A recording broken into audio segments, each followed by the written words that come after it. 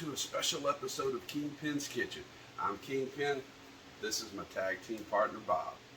Like many of you, we're excited about Summerslam this weekend and having some friends over. But when you have people over, oftentimes you're obligated to feed them. So today we've got a great recipe straight from my cousin Ricky up in Halifax, Nova Scotia. Today we're going to be making Hali-Dip. Alright, so what we're making is called Hali-Dip, which is going to be very similar to the donair, except you're not going to be eating it as a wrap. You're going to be eating this as a dip with chips, so many people can share in on this. Now, it is going to take a little bit of time to prepare, but we're going to walk you through every step of the way, and I promise you, it's going to be absolutely worth it. So go ahead and grab your drink, let the dogs out, and let's go ahead and get to work on this dip that's truly the cream of the crop.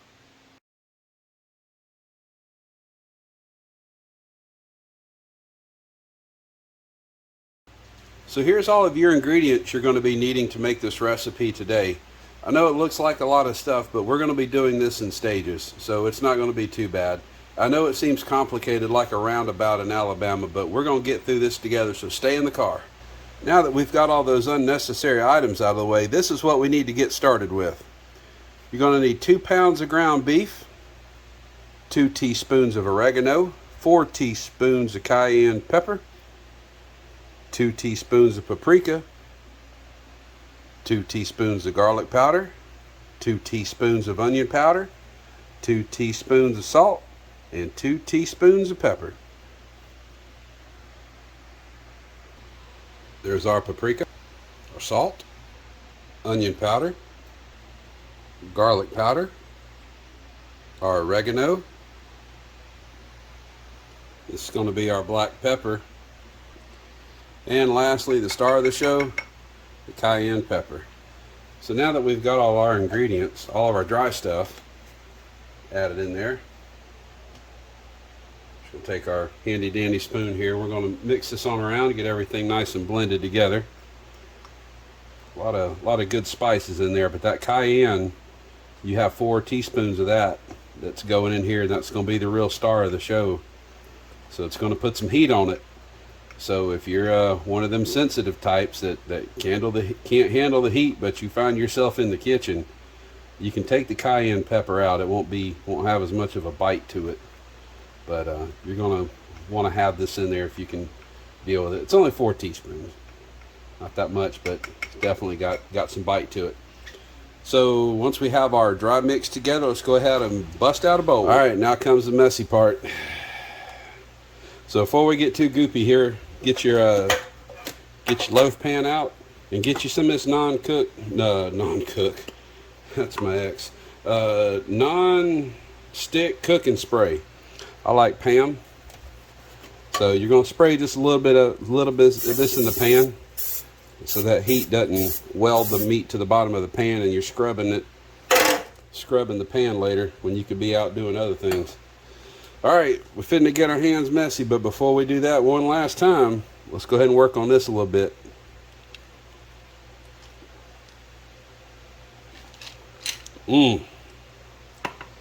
This being a Canadian dish, having a nice Canadian drink to go with it. Because that's just the kind of international guy I am. So we ain't going to play around here. Just going to dump all that in there. Scrape that out. I know it's powder, but man, I worked hard to buy all that, you know. That's money. Alright, so there's all of our spices. Alright, now it's time to get dirty. Here we go. Well, you're going to mix it all up. Just get your hands on in there. I just like to grab at it like I'm grabbing on something else. I'm not going to say what that's all about, but just grab it like that. Mix it on up. Now, if you don't want to do that with your hands, if you don't like getting your hands dirty or doing stuff like that, you can get you your hand mixer out and put your beater things on there. You can beat all this into submission if you want to. Whoop, knocked the camera. Sorry about that. I'm going to have to fire the camera guy. Alright, so we're going to mix this all around until it gets good and blended. Alright, now that you're done playing with your meat, you're going to take this meat right here, and you're going to put it inside this loaf pan. All right, here. So what I'm doing here, I'm just kind of packing my meat in here, just kind of making sure we get all the crevices in there. Make sure it's fitting in there real nice. Sometimes this meat's a perfect fit for this pan here. So getting it all nice and level, you know, just kind of level your meat out so it all cooks evenly. So now that that's done, we're going to go ahead and throw that into the oven now that it's preheated. Okay, now it's time to put our meat in the oven. So we're going to grab our meat handling hands here. Just go ahead and put this right in the middle of the oven. Push them in there so it cooks all around. Yeah, I hear you sizzling. All right, once you got that there in the oven, you're going to put this on for how long? 45 minutes. 45 minutes.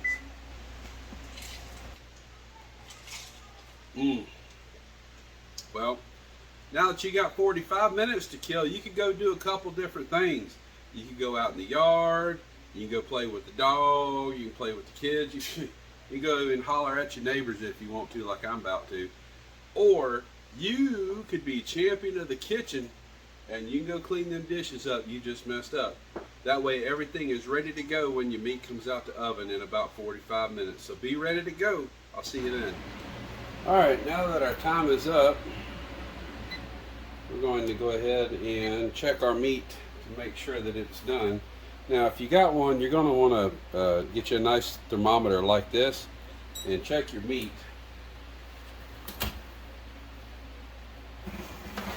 Your loaf here, so we have our nice loaf here. We're going to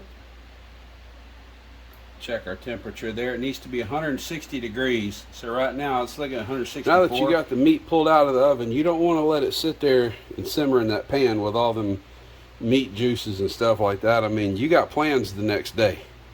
So what I like to do is just get me a spatula here, and we're going to take this loaf, this big chunk of meat out of here, kind of drain some of that off. We're going to take this and sit this in this plate right here. Just kind of let that rest a little bit. Get your bowl that you had out here earlier, and we're going to take this meat here and we're going to bust it on up. All right, now that we got that in the bowl here, we'll move this plate here out of the way. Now we're going to get a little unconventional. We could just get a cutting board and chop all this stuff up, or we can use our God-given tools. That's right, I'm talking about the hand mixer.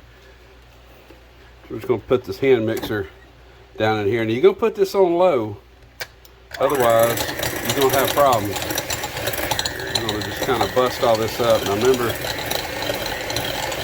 this stuff's kind of hot, so just kind of go easy with it. Let the hand mixer do the work. Right, so sometimes things go a little astray in the kitchen. I mean, you know, this isn't Hollywood. Sometimes we have little mishaps, and sometimes we make messes. It's all part of the cooking experience. So what I did is I took my spatula and went ahead and busted those chunks up into smaller pieces.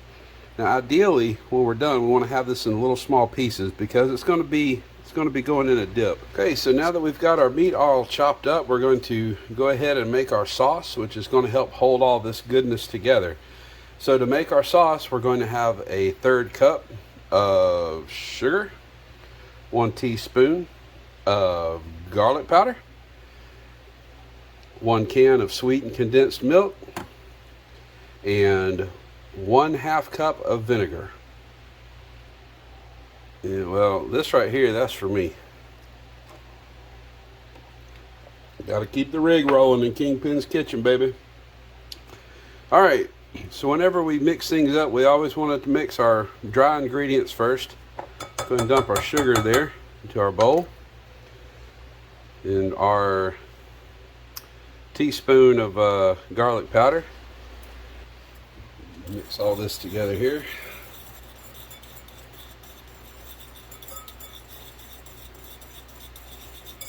Like that. And we're going to take our sweetened condensed milk here. Open that up. All right. And we're going to head and pour that on in there.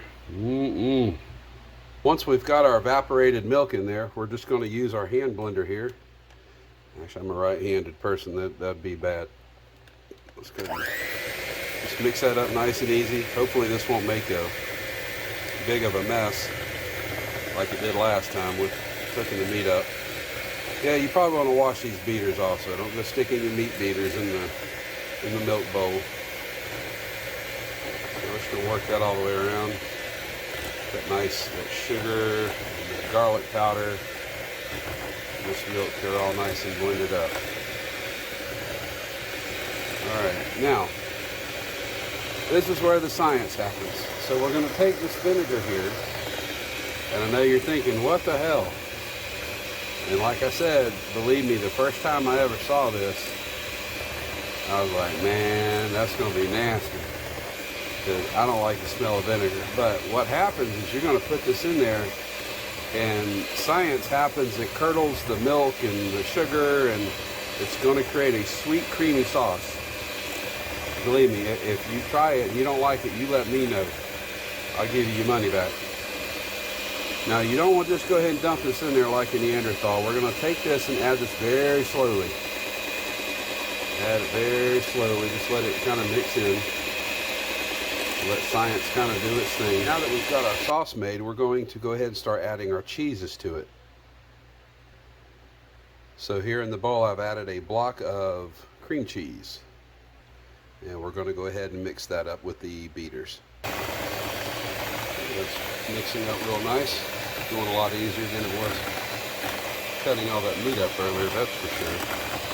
So we're just going to go ahead and blend this around so it has a nice smooth texture. And then we're going to get out our mozzarella cheese. So we got our mozzarella. Recipe calls for about a half of a cup. I like a little bit more. So I'll put about 3/4 of a cup of mozzarella in there. That looks about right. So got that in the bowl there. We'll go ahead and mix this up. Well, whoa, there we go. All right, now that we've got our sauce done, we have our meat. Let's start putting it all together. So we're going to grab this is a 9x13 casserole dish. We're going to take our meat and go ahead and put it in the dish here. Probably put about half of it. Now while we're doing this, make sure that your oven, if you've turned it off, go ahead and turn it back on and have it preheating back to 350. We can fit all that in there. Been a few minutes since I made this, but man, I'm excited about it.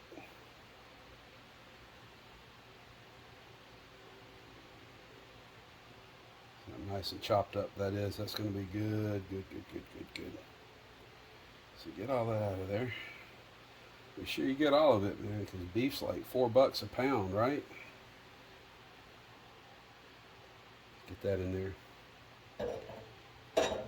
Now we got, oh, what's that doing there? Let's do something about that. Let's get that after picture here. I'm telling you, the production quality with this crew is something else.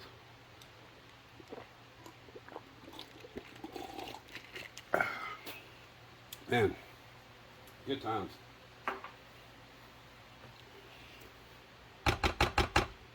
All right, so we'll go ahead and pour our sauce in there. Our sauce cheese mixture. Bum, bum, bum. All right, and we're just going to mix all this together.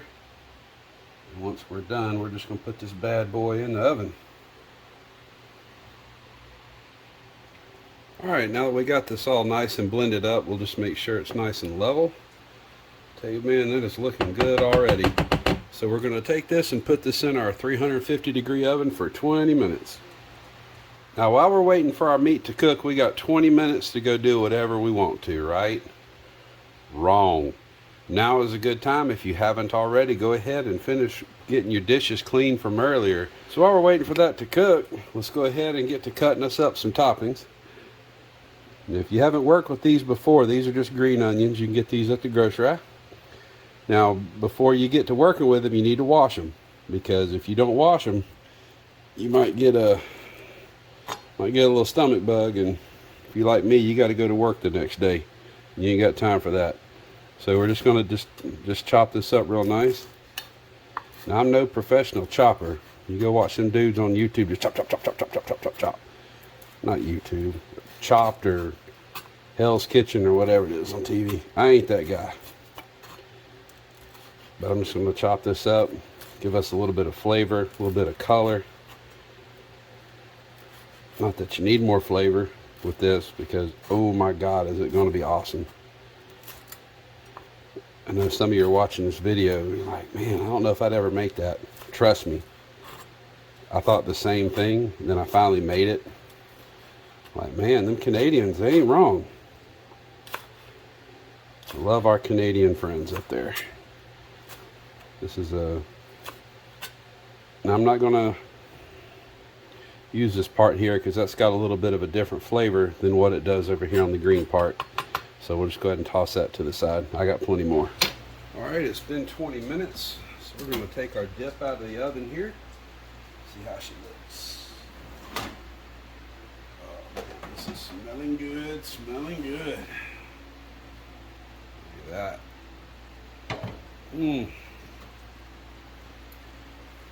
Shut that oven here. We ain't trying to heat up the neighborhood, not like this. Turn the oven on there. We're going to let this cool here for a little bit. We'll let it rest about 10 minutes. We'll come back and visit it. Alright, 10 minutes has come and gone. We've let this thing kind of settle down and kind of cool off a little bit. So all that's really left to do now is just go ahead and eat it up. Now this is a dip, so you can use a couple different things to eat it up. You can use tortilla chips. You can use pita chips. You can use crackers, whatever. So we're just going to get our fancy bowl out here that we got.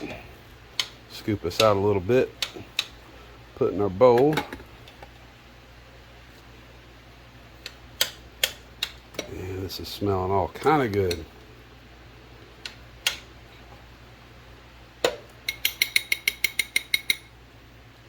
Look at that. Now, we're just going to take and top it off with some of these scallions we got. See, it makes it a lot more visibly appealing. As I said earlier, you can top this with tomatoes. You can use scallions. If you're really feeling fancy, you can chop you up some jalapenos and put them on there to really spice things up a notch. That's all that we got left to do now. Just go ahead and give her a try and get after it. So get you one of these pita chips here. Get your big scoop of that. It's still nice and hot. Well, look at that. Just cheesy, beefy goodness.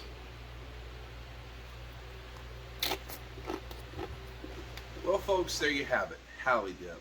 We hope you enjoyed watching this video as much as we enjoyed making it for you. If you haven't already, just click the little subscribe button down there in the corner to be notified when we come out with new episodes. Thanks for stopping by, and we hope you enjoyed this episode of Kingpin's Kitchen. See you next time.